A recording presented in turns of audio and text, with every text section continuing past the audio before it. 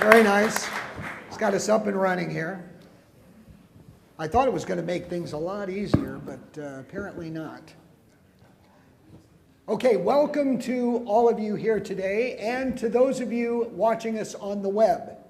My name is David A. Fry, and we're here. I'd like to welcome you to our panel presentation on PEG operations and collaborations, regional partnerships.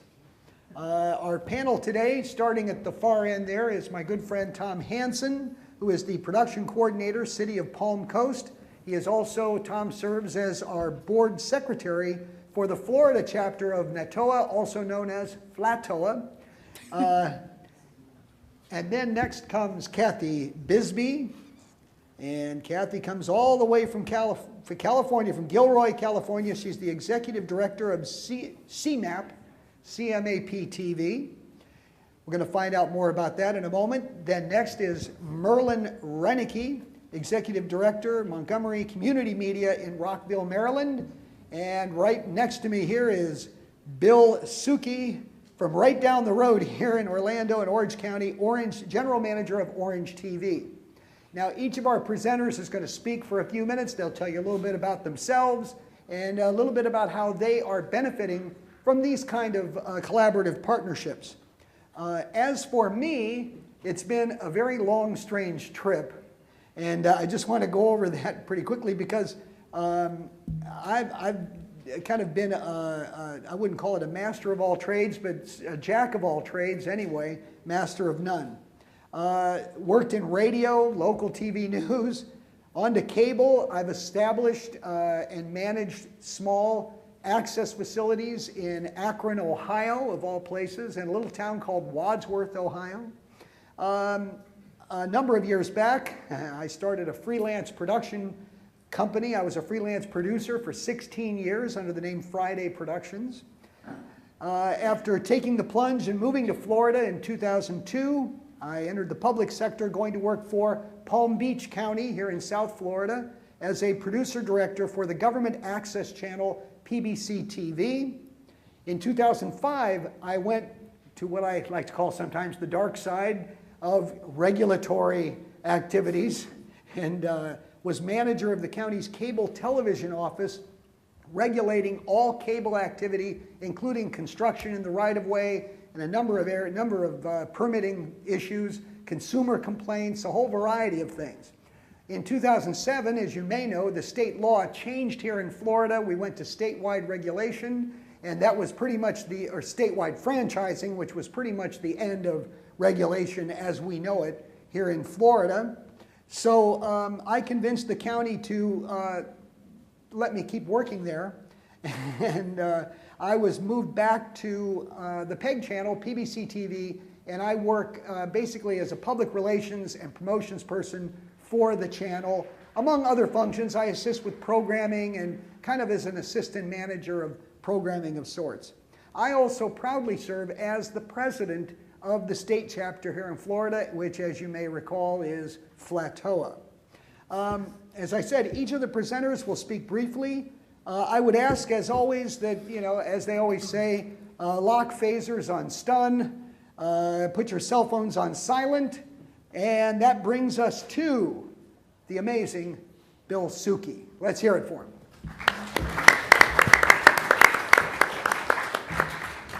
I feel like I should do a magic act now. So you guys like Orlando? It's my home. Been here? You gonna go to the parks? Yeah, I've been here since '95. I'm from New York, so it was a big cultural change, but I've learned to really like it. It's a really good place to be here. My background, I've been with Orange TV and Vision TV for 10 years as general manager. Before that, I was managing producer at Disney Television for years, and before that, I was head writer and producer for Ed McMahon. I've done a lot of commercial side and government side. I've done everything from Roller Jam to Secrets of the Animal Kingdom. So, no, more technical problems. See, this is what we don't have in video, do we? It's PowerPoint stuff. Okay, am I up there yet? Or? Didn't Johnny Carson used to do that?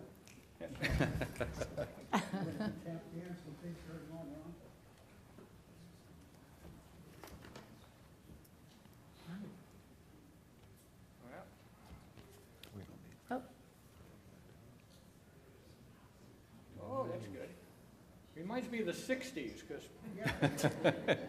that's when I lived in the village, believe it or not. There we go. There, Yeah, right. a little bit of an issue.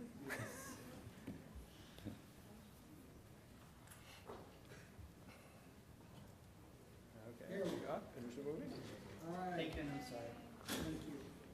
Okay, let's get back to where we were. Okay, so, anyway, so I've done a lot of things from the commercial side to the government side. I came to Orange TV 10 years ago. It was in need of someone to actually make it a real television station. I made a deal that I could have a second station because I saw the franchise said that there could be 2 stations at the time. And they said, sure, you can have a second station as long as we don't have to give you more money. And so I said, fine, give me a second station.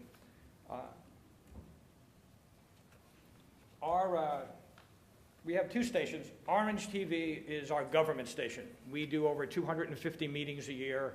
We do tons of symposiums, most of them live. We do a lot of programs for various departments, everything from sheriff's department to fire department, all television programs. We do education programs.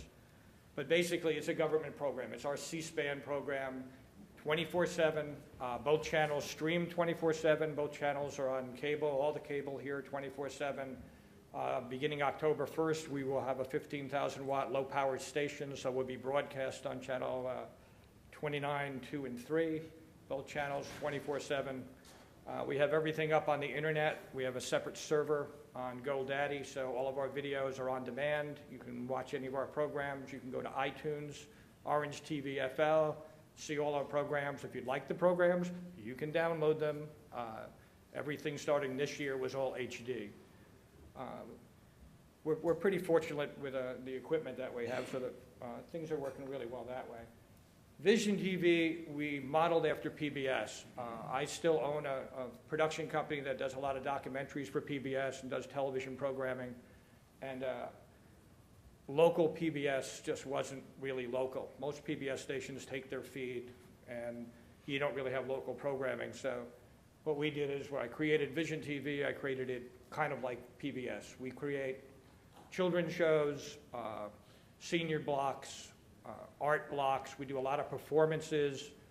We shoot at the Performing Arts Center here. We've done 50 concerts at the Hard Rock Live. So basically, we're doing what local PBS we feel should be doing. We do a lot of magazine shows and talk shows.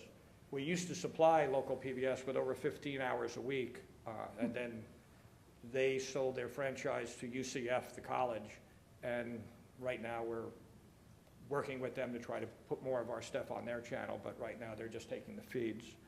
But that's what Vision TV is. It's based on no meetings.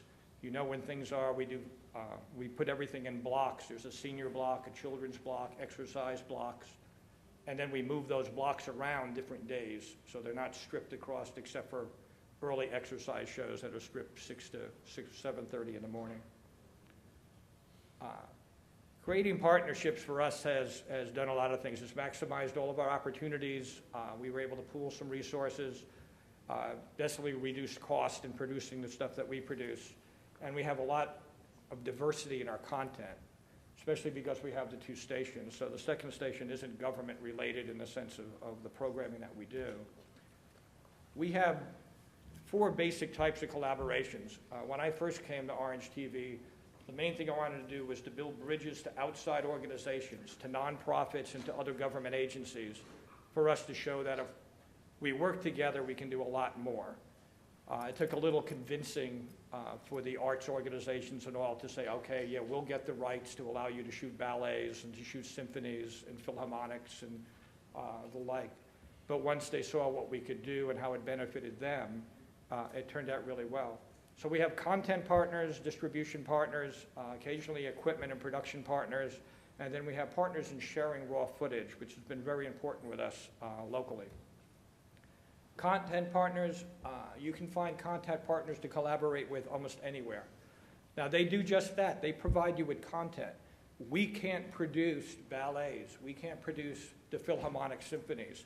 We can't produce the concerts at the Hard Rock Live. There's a lot of history programming that we do, health programming that we do. We have Tom McGovern doing his gardening show. His whole set is actually in our studio where he walks in this backyard. But they provide the content. They provide the guests. They provide the host. They provide what the subjects are going to be. And all of a sudden, we have over 30 series that we do. We do one program a month, so it's 12 times a year that we have different programming. But we go in and we shoot 3 or 4 in a day. So every 3 or 4 months, we come back and do 3 or 4 more gardening shows, 3 or 4 health shows. So every day, we're rotating stuff around the studio. But that collaboration gives us content that we don't have producers to do. My budget was cut 40% in the last 2 years. I went from 33 people to 11 as far as full-time employees. So to continue what we're doing, the collaboration with performing arts centers, with the convention center, with universities, to produce and get us content has really given us the ability to produce world-class shows. We've won Emmys, we've done tons of things. We've won the NATOA First Place Award and Second Place Award with programming. But it's because we can spend a lot of time on the quality of the productions. Distribution partners, there's 2 types that we deal with. One is programs that we provide. We provide PBS with programming. We give programming to other PEG stations. We're on Roku. If you go to Roku and you go to Blueberry, you can put up Orange TV. It's full HD that you stream right down. We're on iTunes. We made a deal with a local low-powered station. They wouldn't let me go get an FCC license. The county said, we're just not going to pay for any of this stuff. So I found a low-powered station that only is using one of their signals. They're 15,000 watts. So I'm renting a real estate deal. I'm renting tower space from them for $3,000 a month.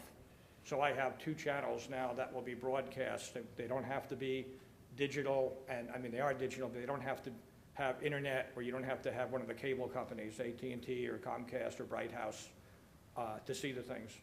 So that's going to expand us to over 1.5 million households, and a lot of people in the lower income households that don't have cable and don't have internet. The other is receiving programs. We get some programs from PBS that we air. We purchase a few programs. You can go to like Disney and get Bill Nye the Science Guy for like $2,600 a year, his whole series. So to bolster up our programs that we produce, and we produce a lot of them ourselves, we put one of those programs in that children's block to draw more people to it. We use, I guess a lot of you guys probably get military programs. There's a lot of military programs that come out that are free. NASA has children's programs that are free. And some of the colleges and universities we deal with, because we do production for them, and occasionally they'll have a series that we think is worth showing. Equipment partners, again, we are very fortunate. We have a studio, it's only 5 miles from here down Universal Boulevard that I built 7 years ago. And it's a 12,000 square foot facility with a 4,000 square foot studio. We have full HD. We have 10 Final Cut Pros to Essential Sand. We have full access management there. We use Cat DV. We're on AJAs, and we use all Ross equipment. So it's a very sophisticated facility for a PEG station. So we end up being the partners for production for a lot of the universities, for school board events and stuff. We also have full HD mobile that goes out in multi-cameras. We shoot the conferences, the concerts, Philharmonics with 7 cameras, all HD. So we can go out and do Teacher of the Year awards. We do all that type of stuff that people come to us to partner with as far as equipment. We also partner with the local governments. We do their parades. They want to do Christmas parades. They want a mobile system to come out and shoot it and air it live or air it over Christmas time. We'll do that. It's all in kind. We don't ask for money for the things because they won't let me accept the money anymore. When I first started the station, I convinced the county to give me a donation fund. So I had a line on my budget that was the Orange TV donation fund. And I could go out and get sponsors just like I do for my PBS shows. And I was raising between $60,000 and $80,000 a year of people that would just put their names because they wanted their names on Healthy Connections or on Salute or the gardening show. But as governments do, they have to zero things out at the end of the year, and a donation fund doesn't zero out. So after 3 years or 4 years of that, they decided Well, it's too much work for Office of Management and Budget to keep one line in the government continually open and having money come in it. They took it away from me. So we can't ask for money anymore, but we still do as much as we can. We deal with independent producers too.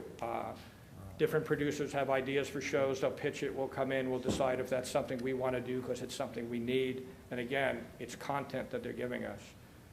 The last thing that we do a lot of is sharing footage. One thing that happens, your mayor, your councilman, your commissioners, they want all the stuff going out. We cover all of their press conferences. We cover what we call Orange County updates. So every time the mayor is out, we have a new train coming here. We have new sports facilities being built. Whatever it is that they're at, we cover. And we do like 7 or 10 minutes of these pieces, and there's lots of them. But what we do is we know the press can't be at every one of these places. And of course, they want the affiliates to carry these things.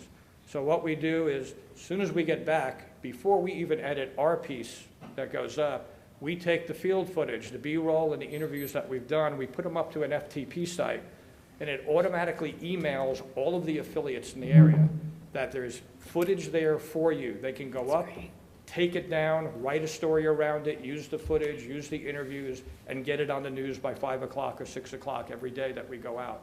So they don't have to send people and justify why they're covering things that aren't the Casey Anthony trial or the Trayvon Martin trial. This is a new park opening or something. We make sure that they can get the footage for that. The other thing we do is every time we do stuff with the mayor, we try to get footage up to her Facebook page immediately. So when we come back, we'll take a minute or so of what the main gist is and get it onto social media, because we also plug into all the social media to do that. We make sure that all of our links, you can go up to our website, anybody can go into public service announcements or gardening shows, they can copy the link, paste it into an email, and send it to somebody or watch the program. So this allows for distribution of all this stuff. So anybody, you know, that's how we share and how we collaborate, is mostly with production and development of things. So I'll be around if you got to talk later. Hopefully we'll have a good conversation after the rest of the people do this. Thank you.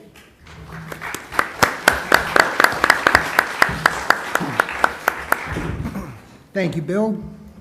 We're going to take a moment here and switch out there. There we go.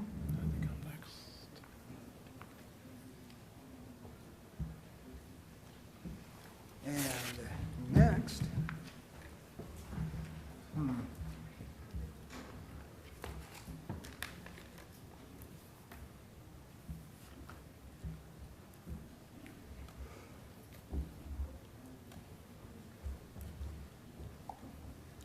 one moment, please. There's our next presentation.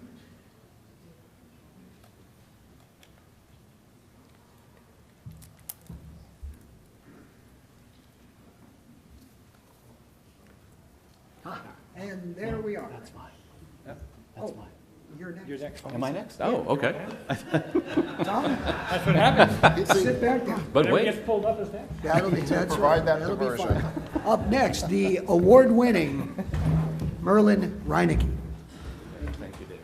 I'm sorry, this wasn't. Yeah, this no, wasn't- it's Fine. Something to look at while you were doing that. Thank you so much for being here. I know we're running a little heavy on time. I feel like a airline pilot's pushing out the gate a little late, so I'm going to get us in the air haul ass and not run into the back of somebody. So glad you all are here today. Want to tell you a little bit about our organization, but obviously first we were in Orlando. Great examples of some collaborations here and partnerships. Just want to highlight sort of a couple. Obviously Harry and Dumbledore, great sort of intergenerational partnership coming together, sort of save the world. Good Orlando example. Another one, Marvin and Dory coming together, sort of never worked together before, but really coming together for that great quest of getting that to Finding Nemo. So a couple of good examples we have around us here, but I think there's one probably even better, and there's a couple of Disney folks in the room, including myself, who worked at Disney for a number of years, Walt and Roy. Now you probably know Walt really well, sort of the creative genius behind Disney, but not a lot of people really know a lot about his older brother Roy.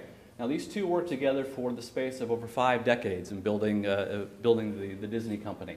And it was in the 1950s when they started developing sort of the theme park approach. Remember Disneyland in Anaheim, which actually almost sunk the company. Basically, they were bankrupt when they opened it in 1955, so much so that Walt had to ask his friend Ronald Reagan and Art Linkletter to host the ABC special for free because he had no money left. So they learned the lessons from that, and by the 1960s, when they started thinking about we need to sort of expand our collaborations and our activities and moving to Swampland in Orlando, they began working on Disney World. And so in I think it was 1966, Walt passed away, unfortunately before even the groundwork began on Disney World. And so Roy, who the older brother, was ready to retire, and he felt like, I needed to really see Walt's vision through.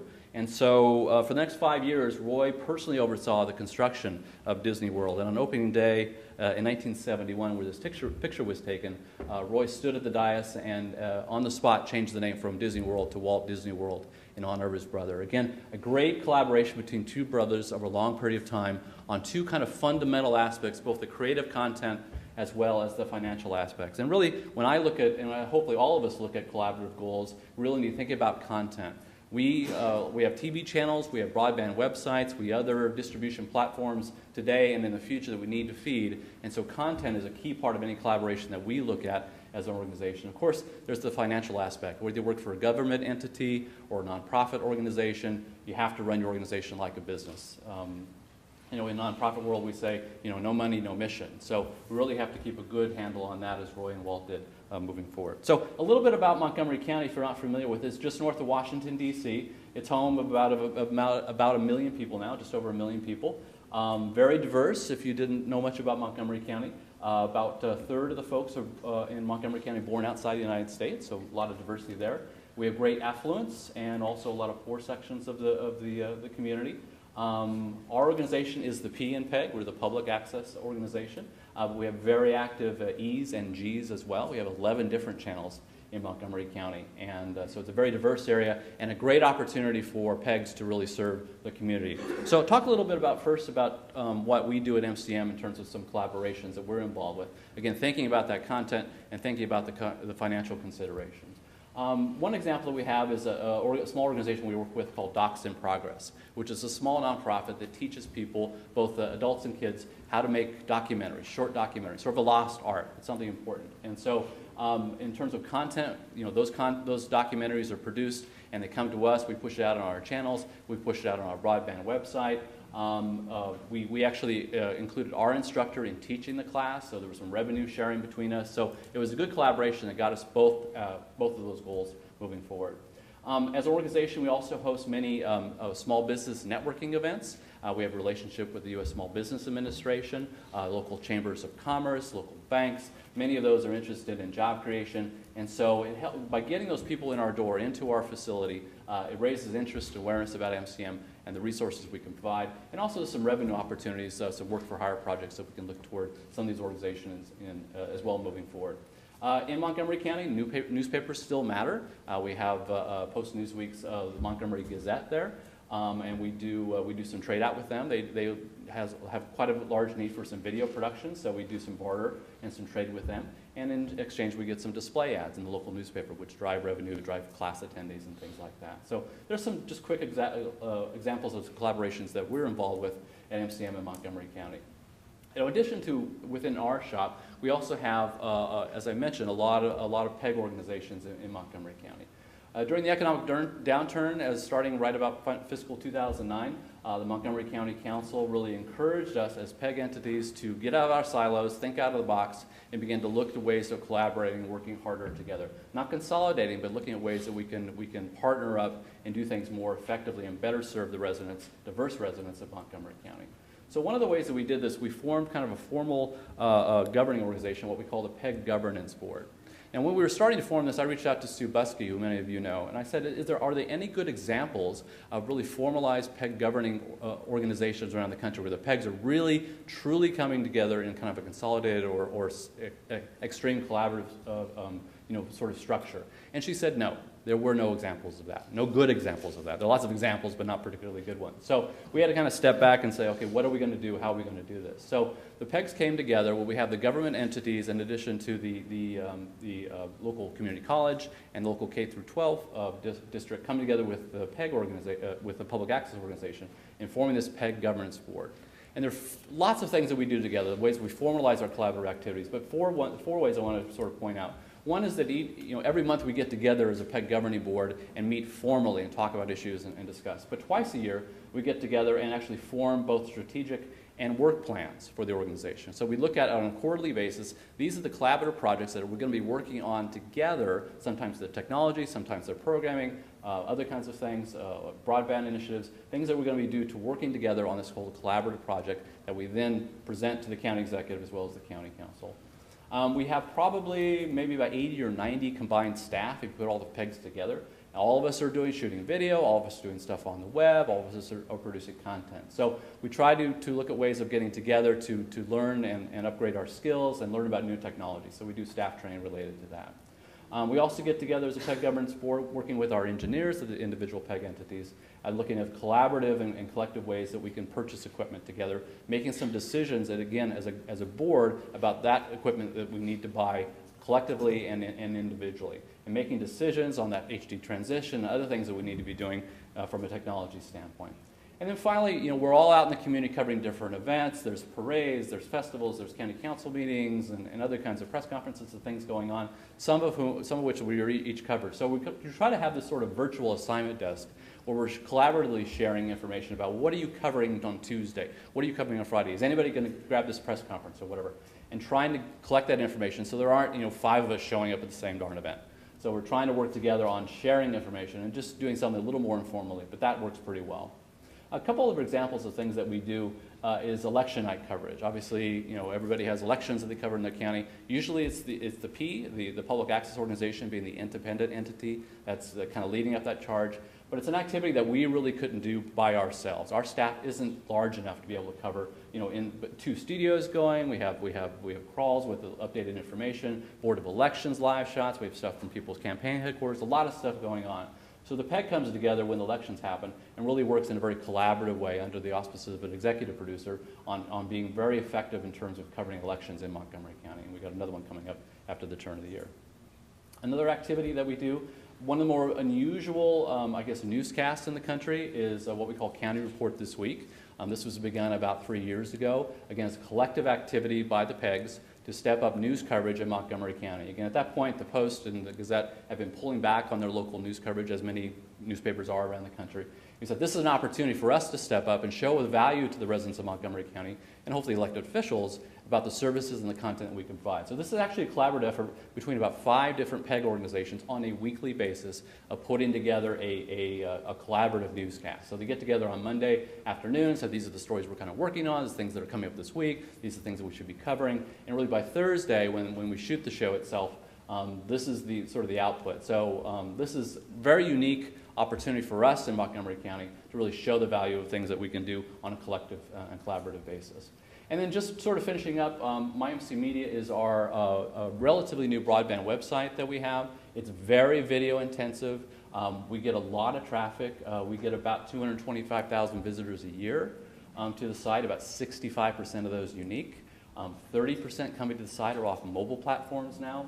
So it's a great platform that we, as an individual entity, have to be able to share information with the community. But it is a beast. It is a beast that needs to be fed. We do about 15 or 20 posts a day, 7 days a week. And so the PEGs are particularly good at providing us content that they're also putting out to the schools or to their municipalities or whatever content they're creating. So that feeds this beast, and that's a great collaborative effort among the PEGs that we can illustrate, again, the things that we're doing together to expand the reach of the PEG in Montgomery County.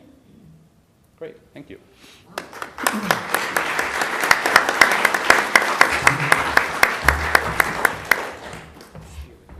That was great, Merlin. My head is still spinning after that. That was so many. How many organizations working together? On the newscast, it's 5. But then, no, but like on the website, though, it seemed like you have across your area. We also have nonprofits and other businesses, other organizations that are feeding into it on a daily basis. Unbelievable. Okay, we're going to move on to the next one here, and we have to open these up separately now, and there he is. Tom, suit up, you're going in. All right. Let's I'd sit see, until we saw the screen. from the beginning.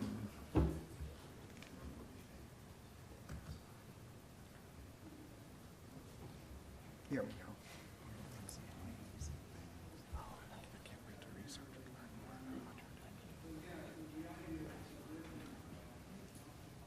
And what's the, from the current slide. But this one doesn't change.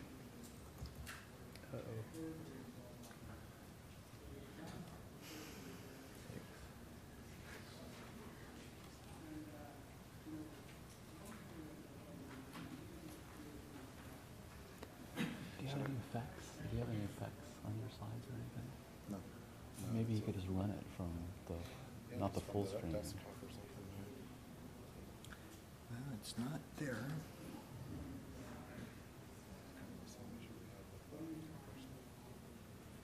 Yeah, we had it just a moment ago. Here she comes.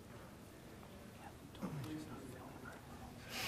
Hopefully she's gonna hang in there long enough.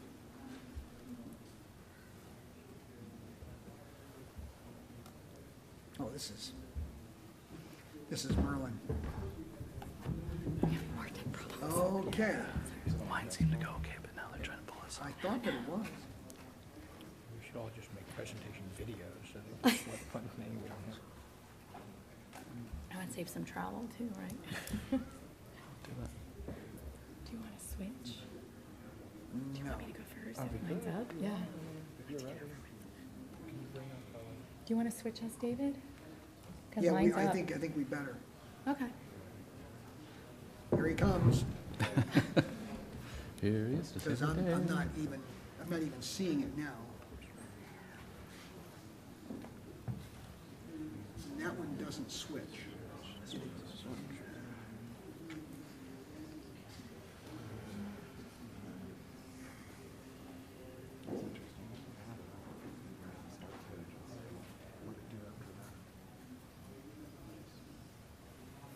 Bill probably knows this. At Disney, we used to have a saying even in the 90s, is, what would Walt do? And I think Walt would roof test the laptop. myself. Yeah. Chuck it. Do you want me to go with the online one first? That's easier. Well, we have to get to. Let's go down, see if he's in there. Yeah, that's Tom. We really I'm weren't going to have prepared for 5 this. minutes at this point. 5 minutes before showtime, it was working We great. had everything. Now, if it'll switch, we're good. Is that gonna come through? Do you have your thumb drive that has your thing on it? Yeah, that won't go out? Do you want me to do mine because it's online, so it's really easy to get to?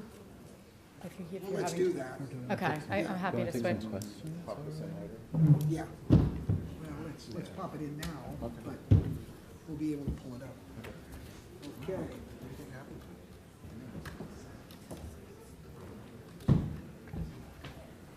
Okay. Now, I have a question. Hold on. Well, Kathy will go ahead and access your, Okay, yeah, she's going to access her presentation. Hello, everyone. Hold on one second, though. Oh, okay. While you go and do that. Introduce And I have a question, though. Isn't it true that Here, why don't you give me when, that? I'll do it from my seat. oh, she's going to do I it over can here. sit, yeah, so while you guys are doing that. I Oh, can sit okay. here. I understand, is it urban legend that when they went to Art Linkletter and said, I need you to do the show for free, that they offered him part of the package? He said, well, I'll take the film concession for the park. Art was a great businessman, that's for sure. Yeah, and says, this might not turn into anything, but what the heck, I'll take the film concession for people buying photo film in the park. David, would you like for me to start? I can start from here. It's actually, would be fine for me to do my presentation from here. If he wants to put the presentation up in a few minutes, I can get started But with I my thought, introduction. but you were going to bring it up live. Oh, yeah, on the has he web. done that already, or? No. Oh, okay. That's where, okay. Is this you here? No, but I can Okay, that's what I was saying, if you could just do it from here, pull it Got up it. on the web, there we go. So one of the things that I learned when I worked in technology for about 12 years is to have not just Yeah, one we will in a backup, moment. but maybe 3 or 4. So when my memory stick didn't work here this morning or this afternoon, we have it online at Google Docs. So I'm going to access it from there. How many of you are using any of the Google productivity tools at your facilities? Wonderful, very good. And how do you like them? Nods, yes? I have a friend who works for, you guys can see all my email now. Woohoo. I have a friend who works for the Electronic Frontier Foundation, and she's their head attorney, and so I periodically check in with her and say, how's Google doing? Can I still trust them? And she says, yes, but we continuously are working with them on privacy issues. I know that's one of the things that folks bring up. So while we're waiting for this to load, I'm Kathy Bisbee. I'm the executive director at CMAP and also at CTV in Santa Cruz. We've taken over managing their operations in the last couple of months. They were about to lose their contract and asked us to come in and manage operations. So we now are managing a regional media center with 5 channels at one station and 3 at the other, so 8 total. And I'll tell you a little bit about those.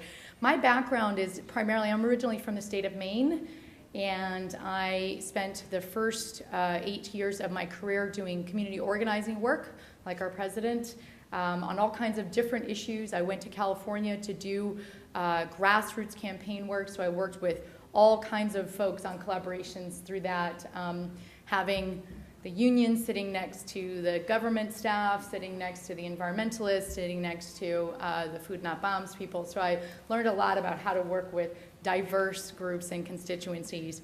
And then I worked in the technology sector. I'm not getting anything up there, though. So I've got it on my screen, but it's not actually coming. There we go. Excellent.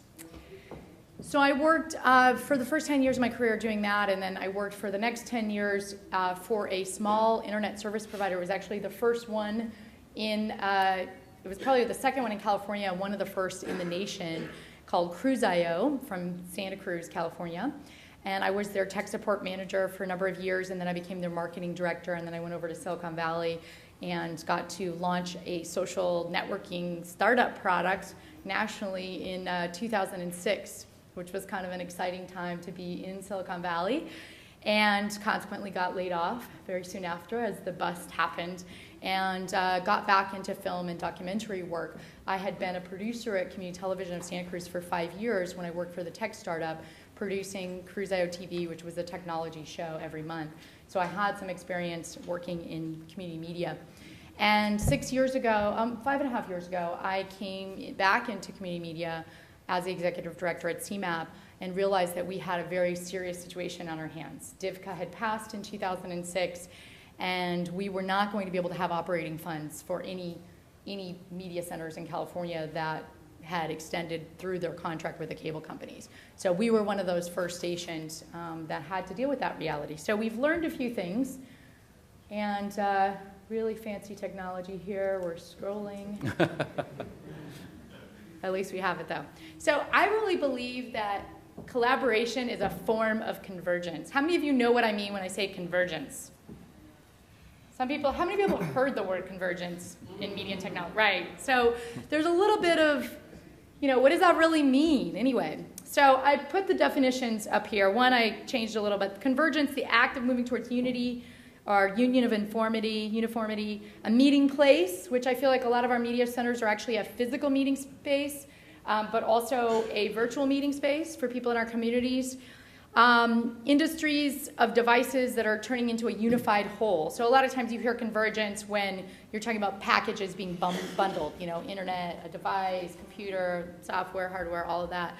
Media convergence, the interconnection of information and communication technologies. So that's a lot of times you hear this term convergence being used as a buzzword these days. But what I feel like is that collaboration is actually a form of convergence. So more than just sharing our best practices with each other, convergence really erodes these silos. People get in these silos They work in silos. They forget that there are other human beings that they have to work with. I know this because I worked in technology for a long time, and I was the only woman on the team for a while, and the tech guys would say, why are we meeting? Why are we having another meeting? And I said, because there's something that happens in the room when we all get together that is called collaboration. And actually, it's really good in technology, as it turns out, too, because, hey, the producers and the designers and the graphics people and the engineers all start talking about what they're doing, and somebody in product or marketing says, I didn't have any idea you were developing that product. That's so great. We could sell this, right? So we need to erode these kinds of silos, and that's what Convergence does.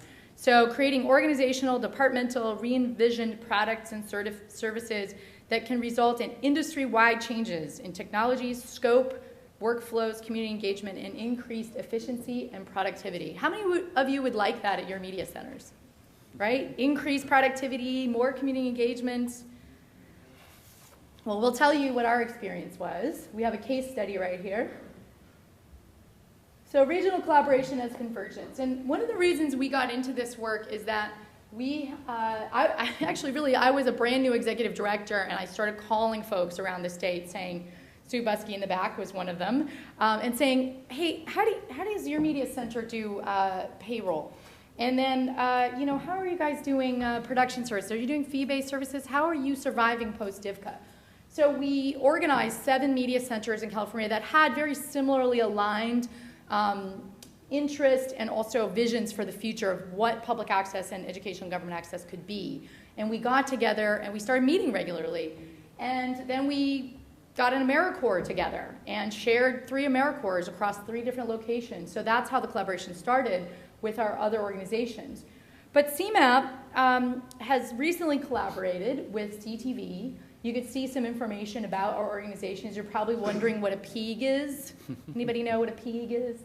It's not a typo.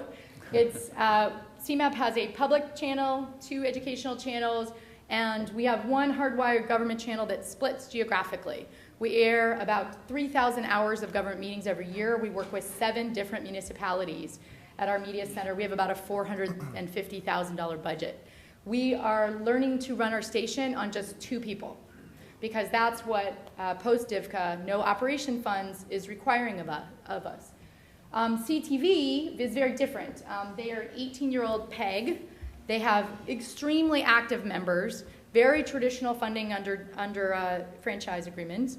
They're pre-DIVCA, they go post-DIVCA, and how many people know DIVCA? I may be throwing out something new. So DIVCA was a state law in California that basically took away our operating funds, or our ability to choose how we spend the money from the cable and actually from the PEG fees specifically.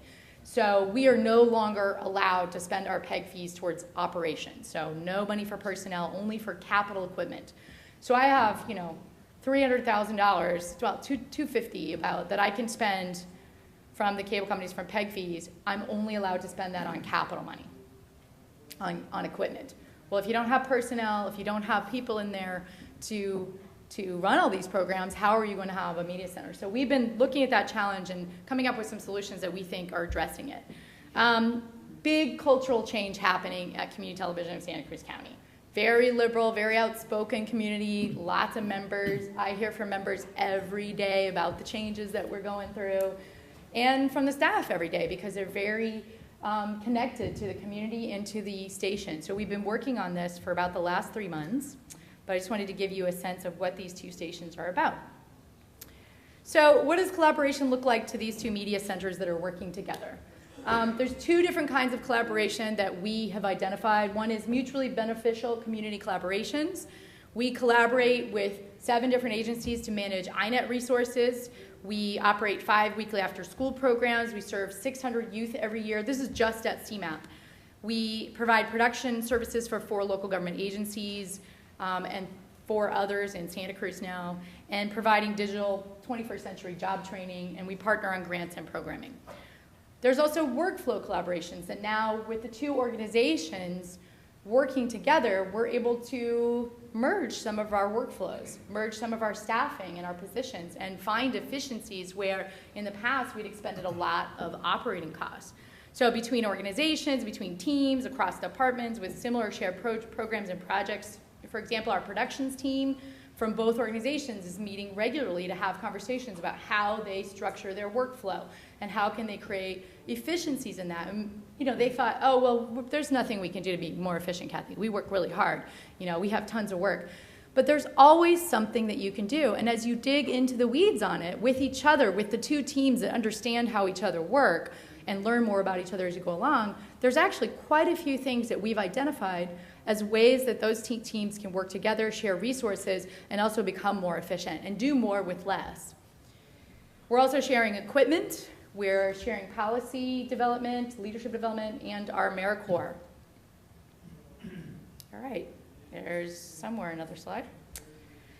So the needs that we've identified through this collaboration process is more efficient workflows. One of the problems we saw right away is that, and this I've noticed happens a lot with municipalities, probably yours isn't like this, but ours is, they want to send 50 emails to schedule a meeting, back and forth, back and forth. And I personally, that's one of my pet peeves, right? So we use tools like TimeBridge. There's also Doodle. Is it Doodle? Yeah. There's a whole bunch of tools out there. It's a great way to increase your productivity. Don't spend all this email time. We also use Google Docs. We're sharing docs. We do all our forms on Google Docs so that our staff can share all these resources. You can actually be editing these docs while your teammates over an hour away at another media center are also in that document working on it, using it for their media center as well, and finding ways that we can work together on that. Technology, we've been building a technology infrastructure that supports automation and productivity. So we've been partnering with the Open Media Project in Denver. Nick Brandt, our IT manager there, our IT director in the back, has been working very successfully with them. We have been automating some of our checkout and reservation systems, so the members are checking out and doing all the reservations themselves. We will no longer have operating funds for a staff person to have anything to do with checkout and reservations. So members are learning and actually taking on some ownership of the station by doing it themselves with these tools. These tools are very helpful and necessary to make that happen. We've also, just a little plug for Telview. I'm sure Denise would be very happy to hear that, but we do really like their product, and we looked at a lot of different products out there. And there are other solutions that might be good, but one of the things with that product is that Nick was able, over a 3-month period, to set up our members to upload and schedule all of their own content. So we went from 35 DVDs a week to 2. And we now refer to them, the tech department likes to refer to them as hockey pucks. And we don't have them anymore. So we've really moved to a digital file-based system. Municipal contracts that support innovation and change. This is really important when you're collaborating cross organizations and cross municipalities as well. Increasing the personnel capacity. We follow Manager Tools, which is a great tool online, manager-tools.com, that teaches management skills for tech folks and also nonprofits. It's a great program. You can listen to free podcasts, but we have every direct report of mine I meet with for an hour, 45 minutes every single week. My staff do the same thing. And, of course, we get the why am I sitting in another meeting, but actually if you keep them very efficient in the way that you organize those meetings, they're very helpful in being able to think about what's important and what's not important, because that's how we have to think now post-DivCut. We call it post-apocalypse. That's sort of what we've coined it. Strong management, I talked about that. We're doing a lot of work with new governance. One of the things that we found was that there were some really legacy policies in place that were not serving the best interest of the organization. And it took some digging to go through and look at those. And it also takes some political will, right, to be able to do that. That's been part of our collaboration. The membership engagement, we started a super users group, and they've been really excited to take some ownership, but in a way that we've directed them to take ownership and asked them to take ownership to help with our survival. And then, of course, fundraising and getting your board of directors really engaged in that. So I'll just go through these really quick because I know I'm running out of time, but these are some of the examples of the partnership collaborations. We got a BTOP grant for $150,000 in one of our rural counties. That was very successful, collaboration with the libraries and with other community groups. We're actually doing a digital media grant with the library to bring their staff up to speed on how to use some of these productivity tools and how to answer questions that people have when they come into the library. You know, how do you give people ideas about which tablet to use? Because libraries are more and more getting those kinds of questions. Well, do I buy an iPad or an Android, you know? So that's the kind of training that we have capacity there, we have expertise there. So why not put that to use and be able to find some new funding for that? So you can ask me in person about any of these other questions, any of these other programs that you might have a question about. I will give you my contact screen here. And one last thing I just want to mention, Nick Brandt and I, gosh, I get a little spastic when I get up here. I get excited about this, you know? So Nick Brandt, who's in the back. Nick, can you raise your hand? So that's Nick. He's our technology director. He came to us from Rogue TV up in Oregon. We actually, the little logo on the bottom that says Convergent Media Alliance, and the website is there. We're actually launching a collaborative to help media centers to achieve some of the success that we've been able to have with our collaboration process and with our regional media centers converging. And Monterey is actually also interested in joining our collaboration, so we would have a regional media collaborate of 3 different media centers. This is just what we're facing in California. This may or may not be relevant to you, but you know, I think at some point we're going to see even more and more funding dwindled, and we're going to really need to be thinking of collaboration in a much broader context than just partnerships. Thank you.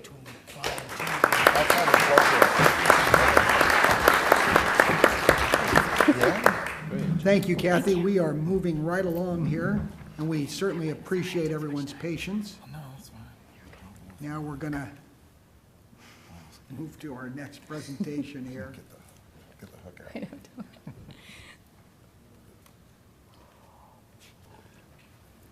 My watch stopped at 2:30.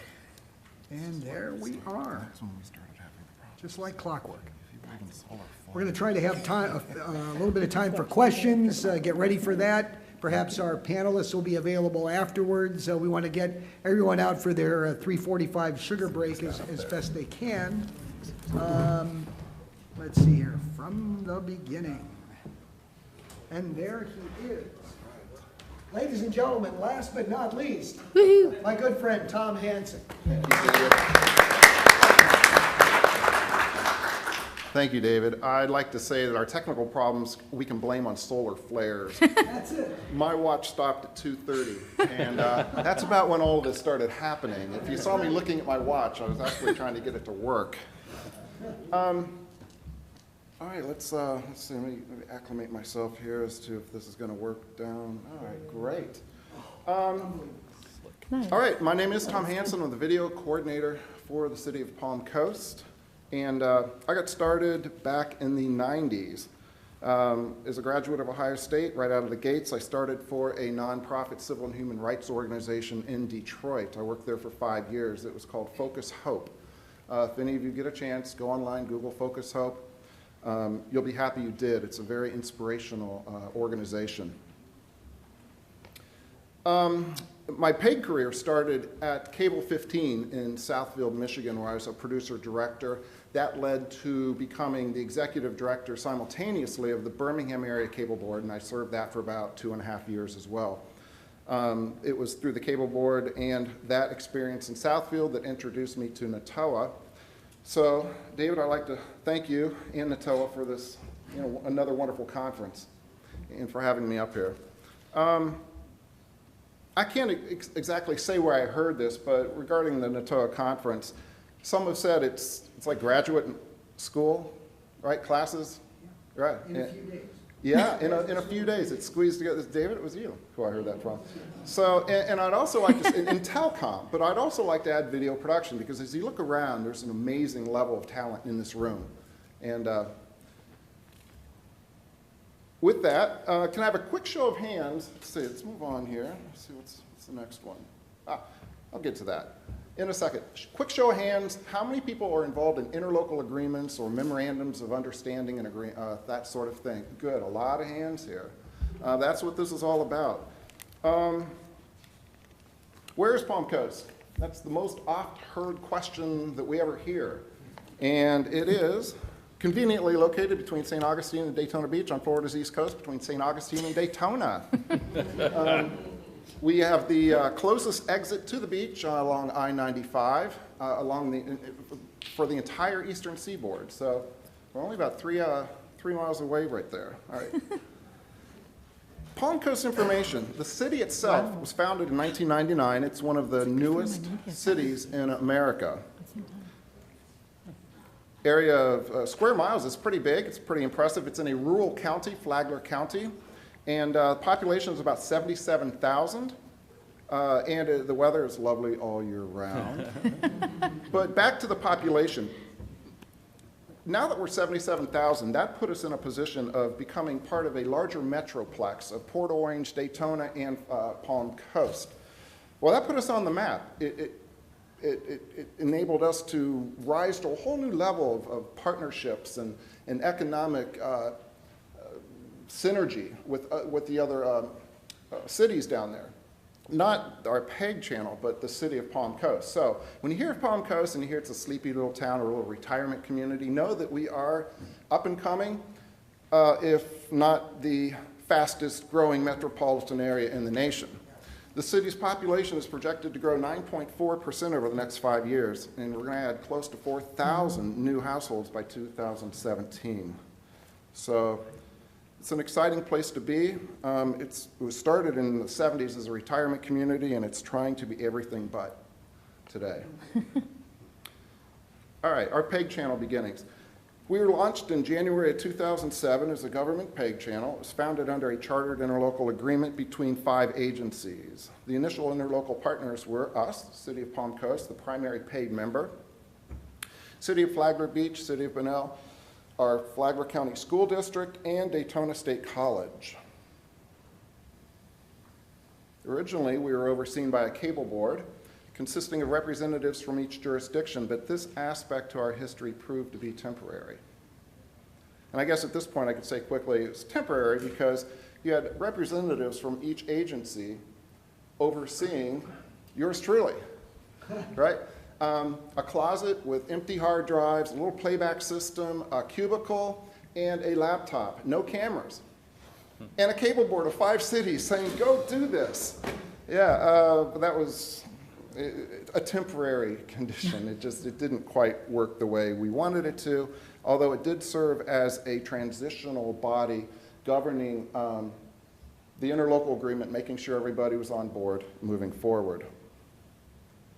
I guess I just told you, so we'll learn about that in a moment. You just learned about that, so we can skip forward here. Our staff is myself, first year, no cameras, no assistants, and then we were able to take on a part-time assistant for another year, and then full-time video production specialist from 2008 to 2012. That position became a gentleman sitting in the second row here, Jason Girallo, and he became the digital content coordinator. That's a position handling graphics, social media, in addition to video.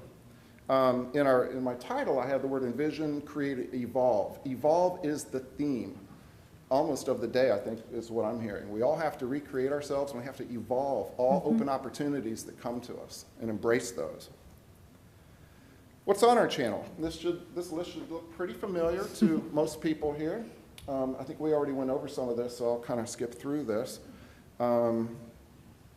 We do strive to create unique content found only on TV 199, and I think that's important to strive. You know, you've heard hyperlocalism, it applies to our content as well. You want programs on your channel that just can't be found anywhere else. That gives you the competitive edge. You know, how do we do all that with one person and so forth? You know, content is king. We work at researching and identifying viable, compelling content, in-house productions, imported programs, formal partners. That's how we actually do it. And let's talk a little bit about this in kind of ways that we probably already know, but I'll just refresh everyone's memories. We work with schools. The students in those schools, as I mentioned earlier, they provide us with students in their media tracks. Much of us do the same thing. We're no different. I went after Matanzas High School. Let me back up a little bit. 2 high schools in Palm Coast. the first high schools who was supposed to have provided all of the services through the interlocal agreement. It was a very advanced program of 20 years, and the media instructor just did not really want to come out and play because he wasn't involved early on in the negotiations. And I'll just leave that at that, and I'll come back to it in a second. So we went out and pursued a memorandum of understanding with another high school, and that's worked out really well because they were brand new high school, brand new program, and they actually needed, we needed each other, and it's worked out beautifully. So informal partners, oftentimes we don't, I think we mentioned, you guys mentioned informal partners. I really like to think of informal partners as just as important as interlocal partners. Our radio station's been invaluable in providing VOs and sports announcing and on-camera talent.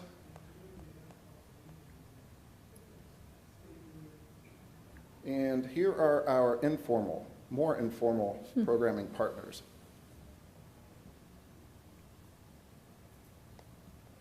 We couldn't survive without programming bicycled from these sources. Interns, we do leverage interns, but it's very tough. St. Augustine and Daytona both have college. Flagler College and St. Augustine and Daytona College in Daytona, well, they have great programs. They really keep their students focused locally and engaged in local agencies. So it's very tough to get them to come out to us. We don't have a master control room, right? And we don't have a studio. So there's very little for them to feel like they can get from us that they're not getting locally through their programs, through their own curriculum. We're working on that. And volunteers. When they do graduate, we've had the good fortune of them coming on board and wanting to expand their college careers and build portfolio material, content, and they do come in and we use them as volunteers. So that really works out. So we're thankful that they do come through for us at that point. So what have we learned along the way? Now I'm going to revisit this point about the high school. Well, in the interlocal agreement, he wasn't brought on board. He was promised, the media instructor was promised $10,000 and all kinds of other equipment along with that $10,000. Well, he didn't get it, so therefore he felt like, you know, he didn't want his curriculum upset. He didn't get what he was originally told he would get. That $10,000 actually went toward paying for his students to become interns, so they were paid interns. But he, you know, basically said, well, they're getting enough experience under my TV program. They don't need to come out and be paid. And it's very interesting. But you know what? We learn from that. And today, he sends students out. He provides programming. And so we have evolved. We patch the relationship, and we do get programming from him. So you have to stay flexible. And you have to welcome new opportunities. And importantly, keep in touch with your partners on a regular basis, no matter what. Call them, email, visit, ask them how are they doing? Do they need anything? Never take for granted that what's here today is here to stay. Our city of Flagler Beach was a paying partner. They contracted for us to go out and do their council meetings. And it was a beautiful relationship until the bottom dropped out of the economy, and they had to circle the wagons and pull in their purse strings. And when that happened, state franchising dried up. That revenue stream went away too. So what do? You know, that was nice two revenue streams. We survive. So surviving the economic downturn and embracing technology and social media is where we are today at TV 199. We've garnered a few awards along the way, which we're very thankful for. And fast forward 6 years from when we started to today. Fast forward to my paperwork here. It's a long average show. 1,186 shows later, we emerged as a new division. It was determined when the revenue streams dried up and social media comes on the scene, we're all experiencing the same flux, long flux here. We became not an IT department entity, but an administrative wing entity and became a new division, communications and marketing. I think it's a natural evolution of departments, IT, when we all transitioned from analog to digital. All of the producers and creatives didn't know, really how to run the computers, nor did they want to, right? So, but they found themselves in the IT departments. Well, things have changed and evolved. So, envision, create, evolve. Best way to predict the future, according to Alan Kay, a well-known computer scientist, is to invent it. So be inventors. I'd like to thank you. David, thank you for your time. Thank you. Thank you all. It is basically time for the break, but does anyone have a quick question? Can we get one question in before we break? Right here, we have one, and I think our speakers will be available immediately following, but a quick question from the floor. There is a lot of interest about low-power television. So for Bill, you'd mentioned it's $3,000 for the lease. How much was it to actually get your FCC license? My understanding is We didn't get that's why we're using it on a low-powered station. Okay. They have to deal with the FCC. They have that. So I'm only doing a real estate deal through the county to rent space on a tower and get our signal to them. So they wouldn't let me go through that because it is a pain. Yeah. It would be like a sublet. Easier for radio, but for TV, it's very difficult. That's great. Good question. And that's a beautiful, when Bill explained that to me, I couldn't help but be amazed at that. What a great deal to get over-the-air coverage in addition to all the others that you have. Anything else immediate questions? Going once, going twice. Visit the silent auction, and please talk to our speakers here before you go out for coffee. Thank you all very much. Appreciate your patience today. We have some handouts up here too. Oh, there's some handouts we have also, yes. Thank you all very much. Thank you.